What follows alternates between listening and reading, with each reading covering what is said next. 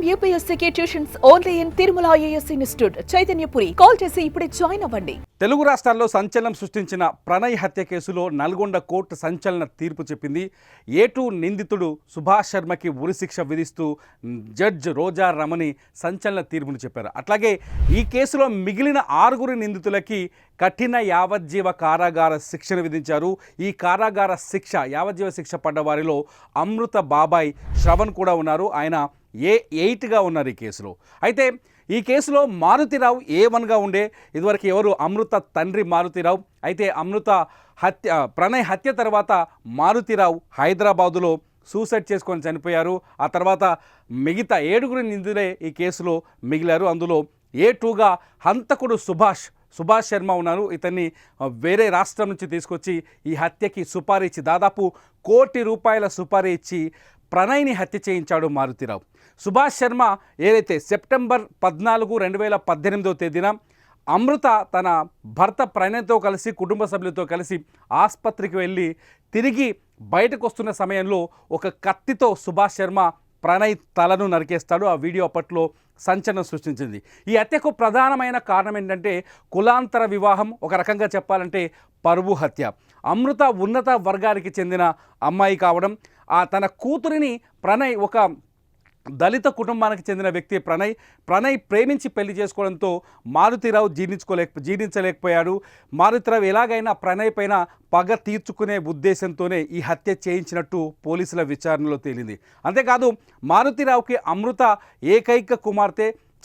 చాలా సంవత్సరాల తర్వాత లేక కలిగిన సంతానం. అమృతని అత్యంత అల్లారు ముద్దుగా పెంచుకున్నాడు. ఈ నేపథ్యంలో ప్రణయ్ ట్రాప్ చేసి అమృతని పెళ్లి చేసుకున్నాడంటూ మారుతిరావు కుటుంబం కావచ్చు, ఆమె కుటుంబ సభ్యులు కావచ్చు ప్రణయ్ పైన పగ పట్టారు. ఆ పగ నేపథ్యంలోనే దాదాపు ₹1 కోటి సుపారీ ఇచ్చి సుభాష్ శర్మని వేరే రాష్ట్రం నుంచి దించి మిర్యాలగూడలో ఒక పకడ్బందీ ప్లాన్తో హత్య చేశారు. ఈ వీడియోని తెలుగు రాష్ట్రాల్లో ఉన్న ప్రతి ఒక్కరూ చూశారు.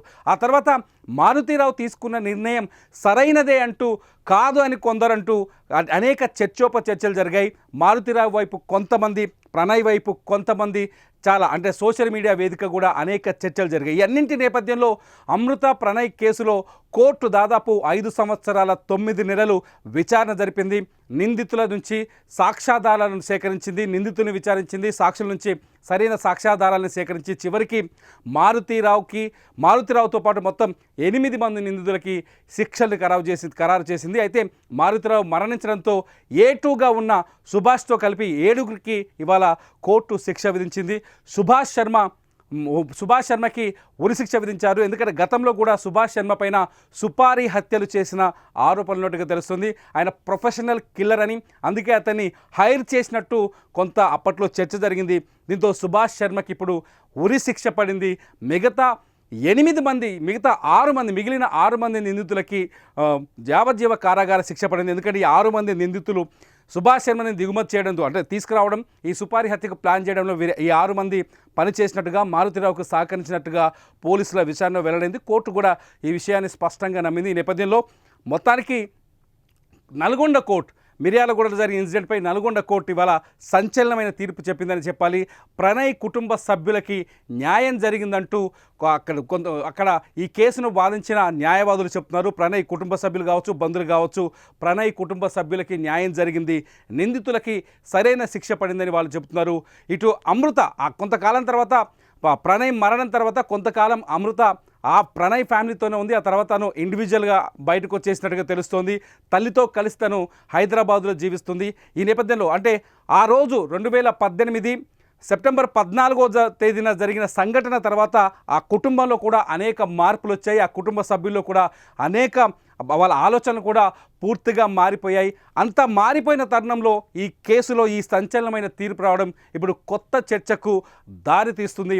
ఈ తీర్పుని అమృత ఎలా ఆహ్వానిస్తుంది అనేదే ఇప్పుడు ఆసక్తికరంగా మారింది. చూడాలి అమృత కోర్టు తీర్పు పైన ఎలా స్పందిస్తారు, ఏ విధంగా స్పందిస్తారు తన మొత్తం. ఎందుకంటే ఈ హత్యతో అమృత కుటుంబం మొత్తం పూర్తిగా చెల్లా చెదురైందని చెప్పాలి. ఎందుకంటే అమృత పెళ్లి చేసుకోవడాన్ని జీర్ణించుకోలేకపోయిన మారుతిరావు సుభాష్ శర్మ అనే ఒక హంతకుని తీసుకొచ్చి ప్రణయ్ని హత్య చేయించడం, ఆ తర్వాత మారుతిరావు ఆత్మహత్య చేసుకొని చనిపోవడం, మారుతీరావు వ్యాపారాలన్నీ ఆగిపోవడం, మారుతీరావు కుటుంబం అంతా చెల్లాచెదురైపోవడం, ఆ తర్వాత మారుతీరావు సొంత సోదరుడు శ్రవణ్ కూడా ఈ కేసులో జైలుకి వెళ్ళడం, ఇప్పుడు యావజ్జీవ కారాగార శిక్ష పడడం, ఇదంతా చూస్తుంటే అమృత మారుతీరావు కుటుంబం అంతా ఇప్పుడు చెల్లాచెదురైందని చెప్పాలి. అటు ప్రణయ్ కుటుంబం కూడా చెల్లాచెదురైందని చెప్పాలి. ఎందుకంటే ప్రణయ్ ఆ కుటుంబానికి పెద్ద దిక్కు, ఎన్నో ఆశలతో అతని తల్లిదండ్రులు పెంచుకున్నారు. కానీ ప్రేమ వివాహం వల్ల బంగారం లాంటి కొడుకుని వాళ్ళు కోల్పోయారు. మొత్తంగా రెండు కుటుంబాల మధ్య తీరని విషాదం మిగిల్చిన ఈ కేసులో ఇవాళ కోర్టు చెప్పిన తీర్పు నిజంగా ఆ ప్రణయ్ కుటుంబానికి న్యాయం చేసిందా, లేకపోతే అమృతకి న్యాయం చేసిందా అనేది ఇప్పుడు ఆసక్తికర చర్చగా మారుతుంది. చూడాలి ఈ అంశం పైన, ఈ తీర్పు పైన అమృత ఎలా స్పందిస్తుందో.